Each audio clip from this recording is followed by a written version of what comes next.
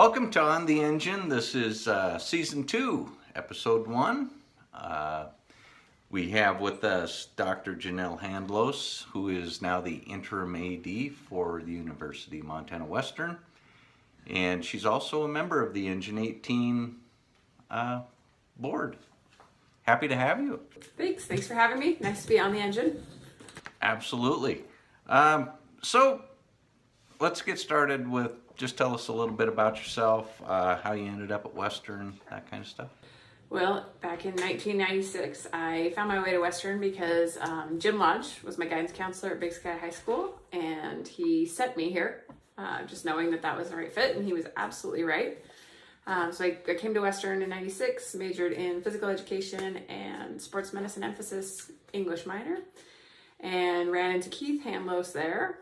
Got married. He wasn't going anywhere, so after grad school I got to come back, and I was really fortunate enough to get hired as an instructor and assistant athletic trainer at Western at that time, and I've been in that role since, or some version of that role, since 2001. Right.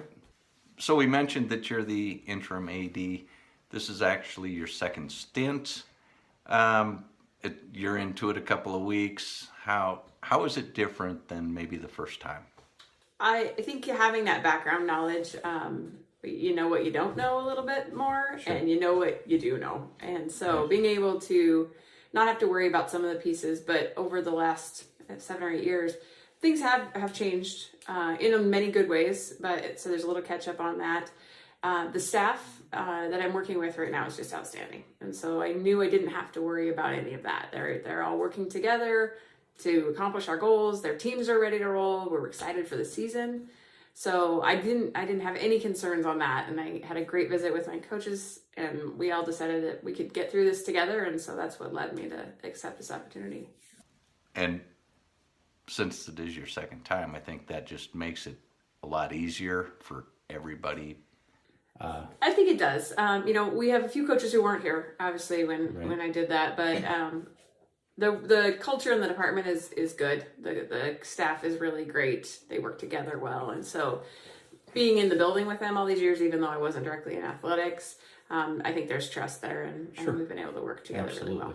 Can you shed a little bit of light on what the process is going to be towards the athletic director search? Yeah, we're already started on the search. The advertisement is out, and I know there are applicants in. I don't know how many yet, but there are some, and I've fielded a few calls with queries about that.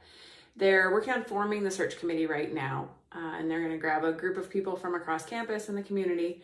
The chancellor is forming that committee, and he's been really thoughtful on trying to make sure we get a lot of groups in interest, a lot of people involved. So I don't think it's finalized quite yet, but that group is coming together pretty quickly. Okay. And then as soon as they get their charge and get their training in the search process, we'll begin reviewing applicants. And our goal is to get somebody in quickly. We're not thinking they might be on the ground before games start, but hopefully shortly after that, so that we can make that transition and have them really ready to go. Well, good. Sounds like there is good direction going that way. So with the upcoming 21-22 seasons, we had all the protocols from last year due to COVID. What's changed maybe in the Frontier Conference as a whole and Western specifically? Western specifically, the university system has rolled back, we call it sunsetting, all of our plans. So we're actually back to our traditional health and safety plans for the coming year. So we will, evaluate student health and wellness just as we normally have. If someone is ill and at risk, they'll be, isolated from the team, and as we would do with other illnesses that are contagious. So we will still have some kind of testing that goes on for athletes who are not vaccinated. So we're going to offer some more clinics to our students if they'd like to choose to do that. It's an option for them. If they choose not to get vaccinated, there's going to be some testing requirements around participation. Sure. That'll probably be most stringent when we're playing. We're hoping to be back to playing some of those NCAA opponents for basketball, and their health and safety protocols are probably going to be a little bit more stringent. Okay. We have Frontier Conference meetings on Tuesday up in Great Falls, getting ready for Coaches Clinic and the media day and such. And so we're going to have a little bit more discussion about those true Frontier Conference policies. But they're going to be, I think, reasonable. We're going to have fans back right now. That's our big deal. And each school is working with their own public health authorities. And so we've been having those great discussions, and things are looking really great for fall. Well, good. So, Dr. Handlos, how about, I mean, you hold a number of positions up at Western. You've been athletic trainer. You're a professor. You're chair of the HP department. You sit on a number of committees. How do you balance it all? Not very well some days. Today feels like one of those days. I try to focus on the things that I think are most valuable to our students. And so, for instance, I work on the scholarship committee, which is, I think, the best job you could possibly have. So I love to be able to carve out time for that. I've tried to do a better job of scaling back on things that aren't as valuable. But when you've been there a long time, sometimes you just kind of amass things that you work on. We've made progress in that for sure. And, I'm trying to keep doing that because I've got a kid who's headed off to high school, and I want to be more free to do those pieces. So this was absolutely the wrong move to make for that, but I think it is going to be a short-term position. So okay. I mentioned in the intro that you're also a member of the Engine 18 organization. How does Engine 18 impact Western athletics and maybe the campus as a whole? I think there's a couple of important pieces, and the piece that's really visible to our community is the tailgating aspect of it, and that's really great. It adds to our experience at our games, and you do events with our other teams too. We have volleyball, we have rodeo events, so the game day experience is great, but the part that's most meaningful is the outcome of that. So the funds that we raise that go to student athlete scholarships, the giveaways that we do with the beef to help those students get what they need for food during the year. It's really hard for them to work because we're asking so much of them, and that means they don't have money for a lot of those products that somebody who's working as well as going to school might have. So we are making a really important impact on the student athletes, but we're also having a lot of fun, and we're inviting people to join us in that. So I think the balance of the two is amazing, and I don't think everybody always sees the back end side, which is the piece that keeps us all doing this. Right. Just some quick wind-ups. What's your favorite food? Oh gosh, chicken parmesan made by Keith Handlos. Oh. Yeah. Favorite, heavy basil. Heavy basil? Yeah, heavy basil. In case he's taking orders for the evening. Hint. Favorite band? Oh gosh, that's a hard one. I have to say that's really hard. Favorite artist? I'm gonna go with Eric Church. Okay. Ooh, nice. That's my favorite. There you go. That's a good deal. Honey, how are you? I'm great. How are you? So you take the interim athletic director job just in time for our second largest fundraiser, the golf tournament. You're trying to hire a permanent athletic director. You're trying to hire a rodeo coach. First priority. First priority. Then, all within a couple weeks, you are welcoming volleyball fall camp, football fall camp, and then... We also have one football and one volleyball camp between now and then. Correct. Then, you are welcoming the student body back.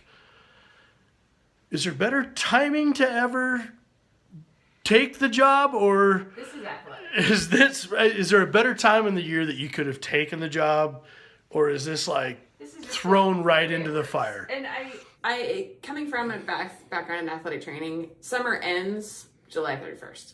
You got to be ready to roll for August 1. In fact, you need to be ready before that. So it's just kind of switching back into that same mode that I was in on all those years. And coaches are doing that as well right now.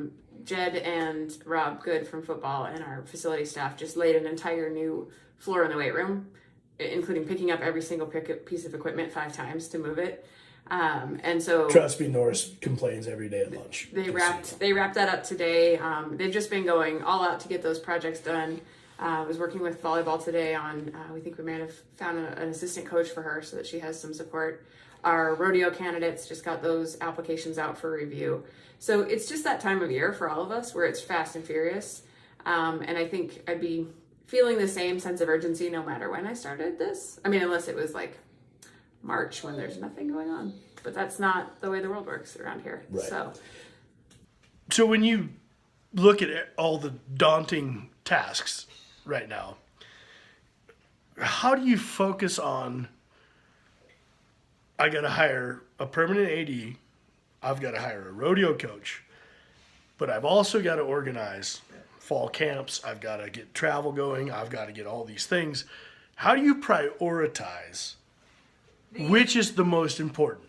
For me right now, top priority is our rodeo student athletes because they're without a coach. And that would be a very problematic thing. Because they have fall rodeo. They have fall rodeos. They're getting ready to move here and their attitudes have been great. They know that we're working to find them someone awesome. But their needs are number one. So right now, that's the main focus for me. Number two is supporting our coaches in all of those things. Most of those things are things that our coaches handle.